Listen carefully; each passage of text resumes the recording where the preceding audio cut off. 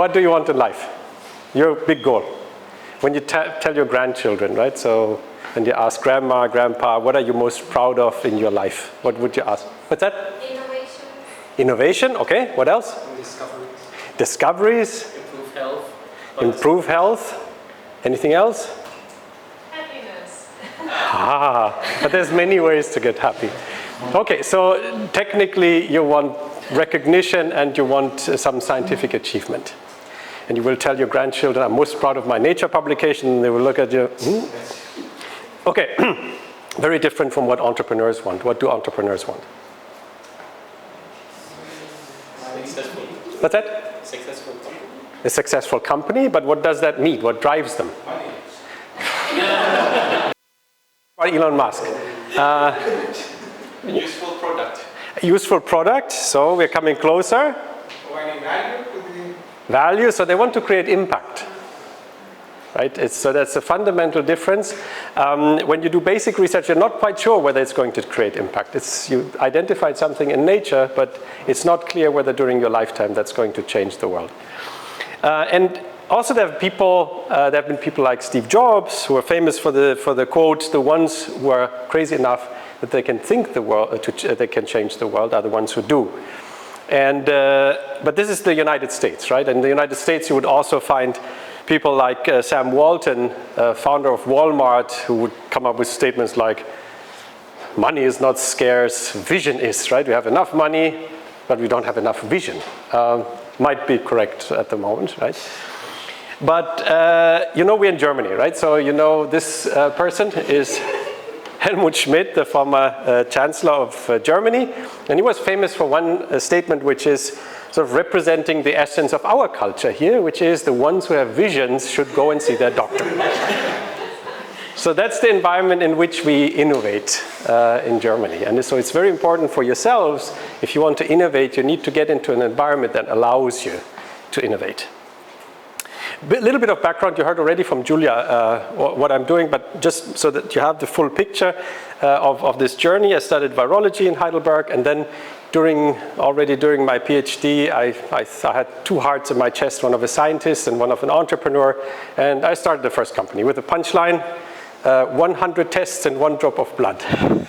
And you might have followed the news. There have been other companies that have tried that, and the founder ended up in jail. I did not end up in jail, but it was not successful. It was too big. I was the first licensee of Luminex in Austin, Texas. You probably still know the instrument. It's an ELISA on a bead in the end, but 100 in parallel or even more. Then in 2002, I joined a startup in Heidelberg called Cytonet. We were doing liver cell transplants for children with urea cycle defects, and that went up to combined phase 2, phase 3 clinical trials. Then, as Julia said, I co-founded HiStem with Andreas Trump, you might know, in Heidelberg, Tumor Stem Cell Institute, publishing very well.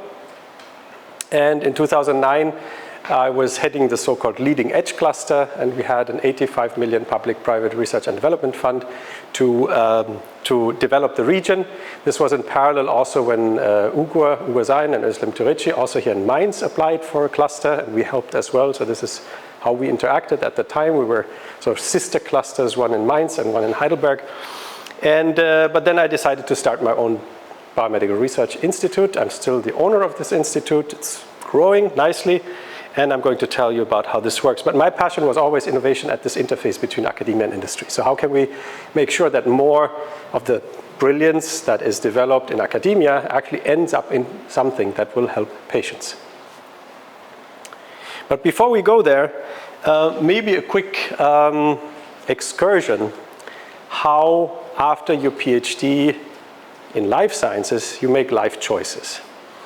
And when I look at all the options, I've seen people in many different jobs, there's 3 main directions in which you can go. One is academia, one is industry, and one is your own startup, so you become an entrepreneur. And there's some fundamental differences, and these depend very much, so they need to be correlated with your expectations in life. So in academia, you have a lot of freedom.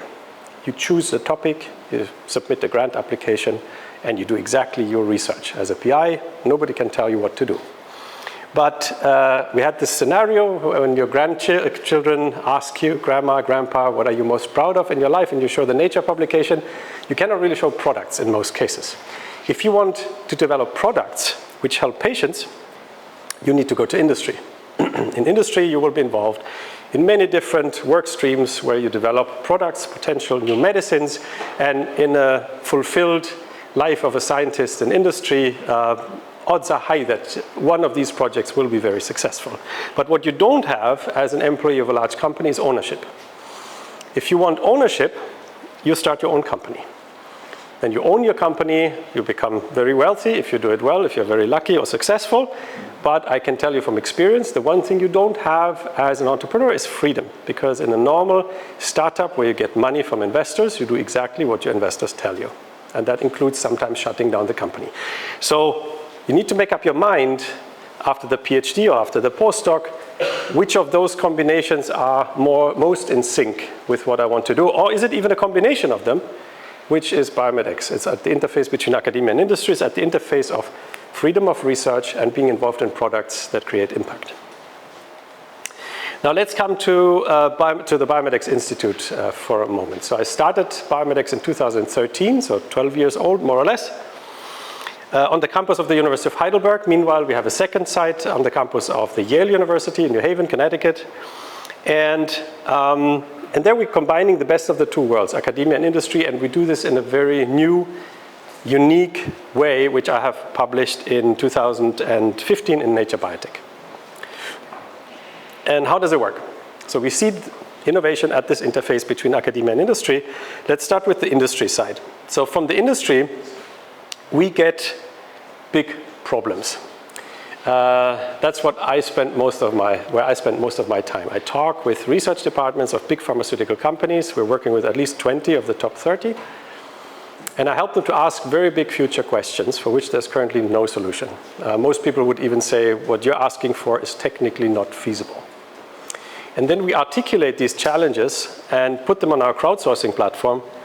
And I'm going to explain how we are then connecting that with the academic side. But what we're also getting from the industry is mentorship. So all our projects are mentored by researchers from industry. And of course, we get all our funding from the industry side. What we provide with our global network is we have access to talents, we have access to academic infrastructure, we have access to human materials, to everything you need to be productive as a scientist. And in the end, we deliver solutions to these pharma companies in the form of new drug targets, new disease biology, new platform technologies, AI models, and so on. And it's a very structured process, which always starts with the definition of the big challenge. And once we have the big challenge, we publish it worldwide at the best universities and research institutions on our crowdsourcing platforms called CareerSpace. And then usually, and we invite early career scientists to apply by submitting a very original project proposal how to solve this particular problem. And usually we get between 200, 300, sometimes 500 registrations on our call. And then our pharma partners who are sponsoring this particular problem, this challenge, they get access to the platform and they see the incoming applications in their dashboard and with instructions how to rank them, how to score them. And in the end, we end up with the top 15 candidates, the most brilliant early career scientists who have come up with cool ideas how to solve this particular problem. And then we invite them for a 5-day bootcamp at one of our sites where they see each other for the first time. And then we help them to associate in 5 competing groups and help them to combine this collection of academic ideas into something we'd call a truly brilliant industry 15-minute pitch. It's a very intense boot camp. People learn a lot. It's a lot of sweat and tears, not a lot of sleep. And on the last day, they present their pitches in front of the jury, which is usually the senior management of the sponsoring pharmaceutical company. And then the winner gets a grant of, on average, 5 million euros and is moved with his or her family to one of our institutes. So we organize visa, jobs for their spouses, new homes, kindergarten, school, and then they live and work in our institute, which is a fully equipped cell and molecular biology lab on the campus of a major university with access to the local academic ecosystem. And with a lot of mentorship from the industry side. So that's the actual project. This is what such a bootcamp looks like. This was one of our last ones with Daiichi Sankyo, so a Japanese company, and we were looking for oncology, how to find target combinations in tumor cells and the tumor microenvironment that result in completely new undescribed biology, which could be used for tumor therapy. Since we started, we've been working with these 12 pharmaceutical companies and also the Gates Foundation. In Heidelberg, we've started 24 such research groups in the past 12 years. Most of them were in immunology, oncology, and in neurosciences. Vera was in one of them, in respiratory research, starting 2015, so a long time ago. Hi, welcome. And of these 24 projects, 16 have ended so far. So. And then we have, since last year, we have a new site on the campus of Yale University, first project there sponsored by AbbVie. In immunology, then we have an iteration of our model, which is called Exceed Labs. This is BioMed X Institute in a box inside a major pharma campus. And the first one where we've done this is Boehringer Ingelheim in Ridgefield, Connecticut. It's a very large campus, 3,000 people. They even have their own deer, which is running over the campus, and geese, and so it's a really beautiful place. And inside we operate an incubator where all the young scientists are on our payroll, but they have access to everything. They can sit in every scientific meeting of Boehringer Ingelheim. They can use the core facilities, access to everything, and sort of shaking up the system from the inside out, which is a very nice model. And the second call for this construct we just published a couple of weeks ago. That's currently open. We also are in Israel, in Rehovot, which is, of course, at the moment, due to the war, a very difficult situation. As you might know, the Weizmann Institute was hit by a rocket. It's a very sad situation, but still, in the past 2 years, we have started with the exact same model. Excuse me, we've started 5 different startups, and this is the difference in Israel in this model. If you win a bootcamp at any of our other sites, you become a full-time employee of BioMed X and you get something that looks like a research grant. If you win the bootcamp in Israel, you become the first employee and shareholder of your own startup, and then you get the money in the form of an investment. And in Israel, all the projects are entirely focused on AI for drug discovery and development, so it's dry lab projects. And another iteration is with Gates Foundation, which is similar to the Israel model. So we build startups, but the main difference is, in this case, it's not in Israel, it's in Heidelberg, and it's focused entirely on women's health problems, especially women's health problems that also have applications in low and middle income countries. And the intention is also to focus on female scientists who want to start their own company. And last but not least, we've just started a new initiative in Barbados, a very nice Caribbean island, together with the Prime Minister's office in Barbados and the government of the President of the European Commission, Ursula von der Leyen. So she was there in February when we signed the agreement together with the Prime Minister. And there we are going to conduct a large epidemiological trial where we deeply characterize on a molecular level individuals with cardiometabolic diseases. And as you might know, welcome. As you might know, in the Caribbean, many people are of African descent. And the problem is that they have a high incidence of obesity and cardiometabolic problems like type 2 diabetes, foot ulcers, and so on.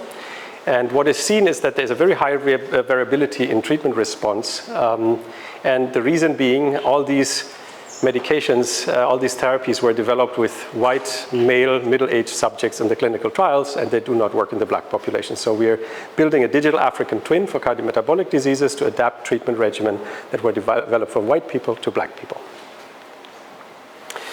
This is where we are in Heidelberg. Anyone's been to the campus in Heidelberg, Neuenheimer Feld? Oh, quite a few. Okay, so it's a square mile, more or less, but very dense. Lots of institutes. Over 100 different institutes in biomedical research, and also hospitals, the 18 clinics of the hospital, University Hospital, 22,000 jobs on campus, plus 16,000 students. So very high density. And we're in the technology park there, which is also on the campus, 40,000 square meters for roughly 50 companies. And we currently operate 1,800 square meters. And next year, we're going to move into our own building. So we scale up to roughly 4,000 square meters, so growing. Above this, we're also collaborating with academic institutions, more than 60 at the moment. And the interesting thing is, despite the fact that we are a private company, we're viewed as an academic institute because we focus on basic research and we publish our results, which means we get non-commercial access in most cases to technologies from academia. What's very important are our core values, and this is why we're doing these boot camps. And these core values, when you come and visit Heidelberg or the US, you will see them on every wall. And this is very important. We are very flexible in many things, but the core values are important. The first one is cross-pollinate. We inspire and motivate each other to unleash our full potential. This means we want scientists who are not just brilliant scientists, but who have embraced the concept of growing by helping others. And this is very important in such an environment, and this is why we don't let people sleep at the bootcamp. Because in a normal interview process, you can pretend being a nice person, but not having slept for 3 nights in a row, your true nature will come out. And we watch you. And because BioMed X is not a place for what we call brilliant jerks. It's for scientists who share their ideas and to help each other. Next is cross-pollinate. We embrace diversity as it is the source of innovation. I mean, look at you. You're coming from all different places in the world, and it's very important for innovation to happen that many people, talented people, are in the same room that look upon the same problem from a different perspective. And it's very important that we cherish this diversity. Despite everything you read in the media about the United States at the moment, we will always stay that way, that diversity is very important for us. And aim high. BioMed X is not a place for a quiet 9-to-5 job. We put a lot of effort in providing all the things you need to be very productive as scientists, but we expect you to make the best possible use out of the time and to graduate, and after the maximum 5-year period, you go to your next dream position, either in academia or in industry. Our core asset is our platform. So everyone who joins BioMed X comes through the career space. Currently, we have more than 13,000 job-seeking early career scientists from 140 countries in the system. And they get exposed, once you're registered here, you get exposed, if you check the mailing box, you get exposed to all our job offers and all our calls for application at all our sites. What happens to people after the 5 years? About 50% go back to academia. This is possible because we also publish. We have more than 100 publications in peer-reviewed journals. Group leaders are usually last authors. There's very rarely that a postdoc has not at least one good first author paper, so that your way back to academia is always open. And but also you get a lot of exposure to industry. And as we will see in the panel with Vera, Vera then transitioned to industry with multiple steps in between, and we have 300 alumni so far, and about half of them transitioned to an industry career afterwards. Now, let's move away from BioMed X a little bit to close, and also where's the whole field going? And this is just my personal perception when I'm talking with all these pharma companies and seeing where the needs are. And one of these big trends, of course, as you know, is what I call deep disease biology. The methods get increasingly spatial and temporal resolution. So we're at the point where we can look at individual immune cells, how they change their fate as they're moving through a tumor microenvironment. And that's something nobody could do 5 or 10 years ago. And this will open completely new avenues for the understanding how biology works. Another big place is age-related diseases. All of us, when we do experiments, we think of a human as a clone of cells. But that's not the case, right? Every single cell in the body acquires random mutations. Skin, for example, acquires on average 200 random mutations per life year. Have been very nice papers about it. Gut cells or liver cells, for example, up to 2,000 per year. So that when you look at a very old person and you see this patchy skin, and you take a skin punch and you do deep sequence every single cell in the skin punch, you will find cells that are genetically more different than between 2 people. And there's 3 consequences of such random mutations. One, for the individual cell, is you die, frailty. Old people lose skin, they lose part of their immune system. Second fate is you lose control over replication, cancer. And third, even more complicated, you lose identity because you start expressing technically neoepitopes. So that all old people, very old people have chronic inflammation, and they technically only survive with this huge amount of neoantigens they're expressing because the immune system is degenerating at the same time. So, and all of these things we are not considering at the moment when we are developing therapies. When you have a model, a human disease model in a dish, usually you're working with a clone of cells, but that's not how it works. And that's a big challenge for the future. And of course, as all of you know, artificial intelligence, we're creating so many data, we need to make sense out of those data, and we need tools, IT tools that help us to do this. And this is a problem for pharma, because they need to adapt to the situation. The whole world is changing. And let's do a little exercise so that you understand what I mean. What is the world's biggest retail company? Amazon? Amazon. Amazon doesn't own a lot of retail stores. What's the world's biggest hotel company? Airbnb. Airbnb doesn't own a single hotel. What's the world's biggest taxi company? Uber. Well, Uber doesn't own a single taxi. So maybe the world's biggest pharmaceutical companies in 10 years from now will not own a single pharmaceutical. So it's the business models that are changing the world. And to understand, people say, Uber yourself before you get Kodak. So these companies need to change very quickly, otherwise they become obsolete. And I have a couple of sort of future projections that will help you to understand maybe where this entire world will be going. So what will be the most important diagnostic instrument in the future, in your personal environment? Any idea? Wearable device. Good. What else? Wearable device, so we all have smartwatches. Wearable devices, what else? Where do you give samples every day? What's that? Yes. I call it the iPod. You're putting lots of samples in there, and let's assume this iPod can make sense out of all of this data. So it sequences your whole microbiome, circulating tumor cells, urine parameters. I mean, there's so many things you can determine in the samples you're giving to the toilet non-invasively. And let's assume the toilet can make sense out of all of these data and sends this information to your pharmaceutical printer in the kitchen, which will print the combinations of chemicals into one pill that will put you personally into homeostasis in this particular day. Most of these technologies exist already, right? I've been peeing in Shanghai, I've been peeing in a urinal that shows while you're peeing a full urinalysis. I don't know where they send the data and whether they make photographs. Right? But these things exist already.